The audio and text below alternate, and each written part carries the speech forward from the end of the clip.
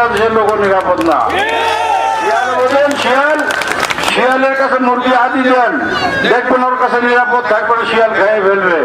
এই আওয়ামী লীগ বাংলাদেশটাকে খাইয়ে শেষ করে ফেলেছে।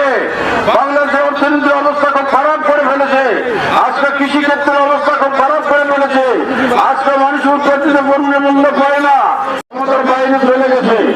আজকে তত্ত্বাবধায়ক সরকার এসেছে, বিএনপি করতে ক্ষমতা আসে নাই, ক্ষমতা আসছে তত্ত্বাবধায়ক সরকার। এই তত্ত্বাবধায়ক সরকার দেশ পরিচালনা করছে। আওয়ামী লীগের রেখে যাওয়া যত জঞ্জাল, এই জঞ্জাল মেরামত করতেছে। করার পর সময় মতো একটা গণভোট নেবে, এই ভোটে ইনশাল্লাহ বিএনপি ক্ষমতায় আসবে। আপনারা জানেন যে সময় আসলে কিছু পাখির আগমন হয়, সেসব পাখিরা বিভিন্ন জায়গায় এসে বক্তব্য দিচ্ছে। এই যে মল্লিকপুরের মোড়ে কয়েকদিন আগে একটা মিটিং হয়ে গেল, মিটিং এ অনেক কথাই পাখিরা বলেছে, কিন্তু আপনাদেরকে বলতে চাই আজ থেকে 16 বছর আগে পাখিরা কোথায় ছিল।